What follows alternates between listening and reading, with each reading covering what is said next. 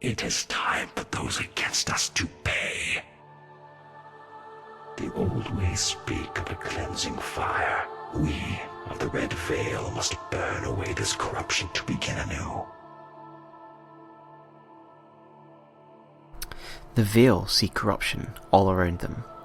They are honour-bound to heal the system through a great and violent purge. No cost too great, no blood too precious. Many find the Veil a difficult syndicate to reconcile in regards to their new story elements that were introduced in the Chains of Harrow alongside their basic syndicate lore. In this video I will try to explain how their cult origin acts as the inspiration for the Veil to grow into a much larger organisation with wider aims, as well as giving a general overview of what we know about the Veil. The Veil's mantra of no cost too great characterises their aggressive and violent crusade that they are leading to purge the system in order to begin again. To the Veil, only a violent crusade across the whole system can bring about change to a heavily corrupted world and system. Similar to New Loka, they see our current state of affairs as corrupted, but unlike New Loka's singular aim of returning to a natural human society on Earth, the Veil want to reset the whole system through violence, whether that be against human, Grineer, or Corpus. This shows how zealous they are in their belief, and this mantra takes on a religious seal. Their ranks are also semi-holy, exalted and honoured, for example. They have adopted an assassin-like culture, seeing the value of stealth, as shown from their assassin's sigil, as well as their weapons. They also seem to favour stealth warframes, like Loki. This is their main and public mission, taking on the role of a crusader or an inquisition, cleansing the system through any means necessary. The Red Veil first appeared to us in the old Spectres of Liberty event. A leading member, known as Cantus, made contact with us and asked for help in freeing Red Veil hostages, identifying themselves as a resistance movement against Grineer and Corpus, and therefore they were our natural allies. Aside from their bases and relays, they have a temple in the Void, which appears to be their base of operations, and by the fact that it is a temple, a religious structure, we can again see the mysticism that runs deep in the culture of this syndicate. In fact, the relays are even modelled after their holy temple, as you see the burning tree present in the temple being replicated in the relays. The temple is holy to the Veil, as it contains their sacred muse and their most divine secrets. In the Chains of Harrow quest, Lotus states that the Veil rites will incite fanaticism, showing that the syndicate is heavily cult-based, engaging in rituals and driven by fanaticism. Their followers being devoted to their doctrines, and it is this culture that underpins their main focus, which is ultimately to enact a holy and violent system-wide purge. They believe that the Tenno should be unrestrained in using their powers to violently cleanse the system of their enemies and those who corrupt the system. Those who would hinder the Tenno in doing what actually needs to be done, like the Arbiters of Hexus, are natural enemies of the Veil. The Arbiters of Hexus hold the Tenno back with their philosophies and their deep thinking, discouraging the Tenno from engaging within a glorious violent act. Those Tenno of Cephalon Suda, who would squander their power selfishly, are also enemies of Red Veil, as they are more concerned with gathering of information more than helping system.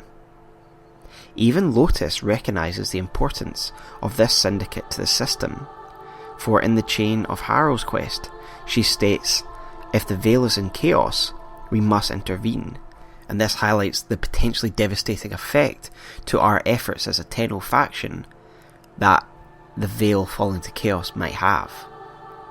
The Veil also know a lot about the Tenno, more than one would expect, maybe more so than the Tenno-centric arbiters. Speaker Palladino reveals that she knows that the Lotus is a sentient and not Margulis. The writing on the walls of the locations we visit in the quest also suggests that some within the Veil know of the second dream and the truth about the Tenno. And this brings us to the lore that we find in the Chains of Harrow. During the events of this quest, we learn more about the deeper secrets of the Veil and the origins of their mysticism. At the centre of it all is the Tenno known as Rell, who is represented and communicated with by a holy speaker, who is currently an individual called Palladino. As far as I can tell, Palladino is like the holy prophet of the Veil, and she watches over the religious secrets of the Veil. Palladino speaks of her foremothers taking Rell in, and this suggests that her position is matriarchal and hereditary.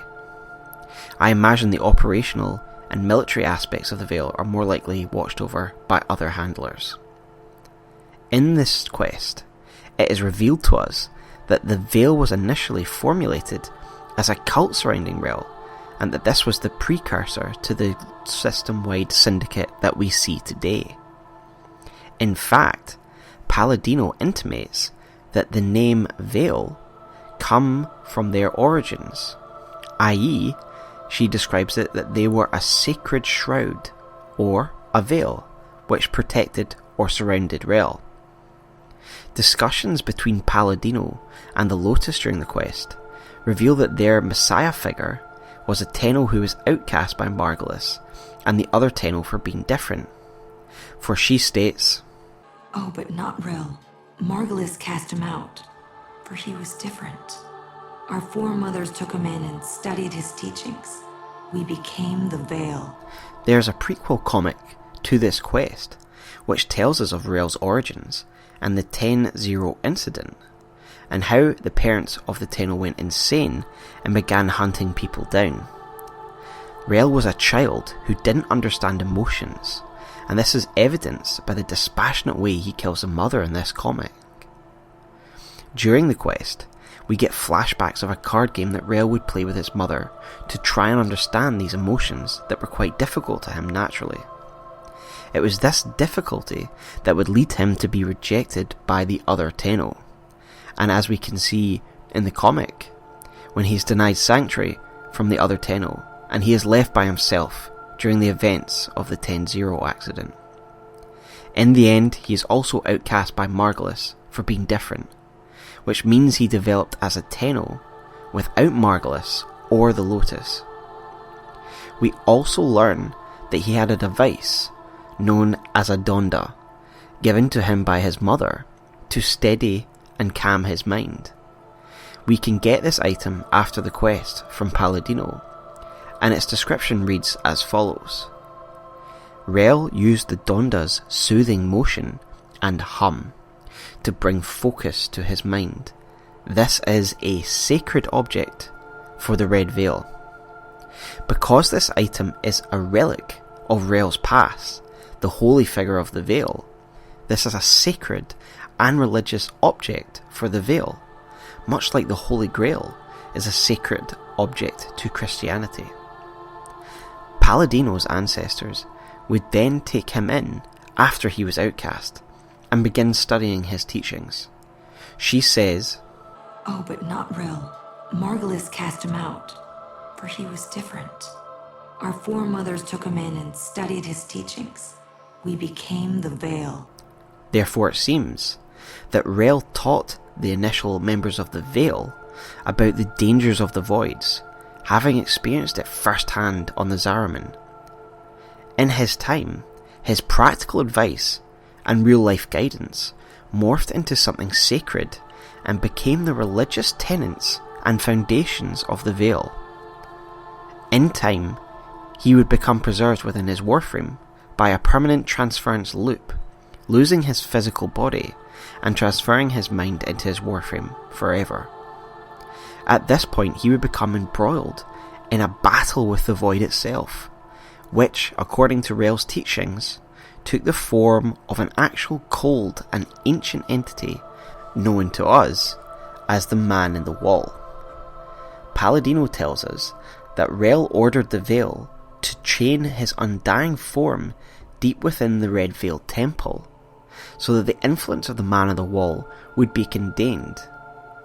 He is even bound with chains that can only be destroyed with void power.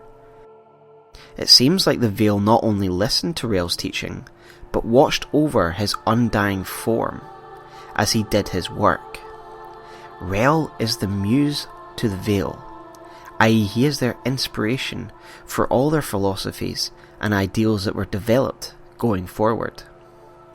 This entity seems to have been the one who broke Rell, and by extension possessed members of the Veil, which is the fractured state we find the Veil in during this quest, as he is their sacred muse.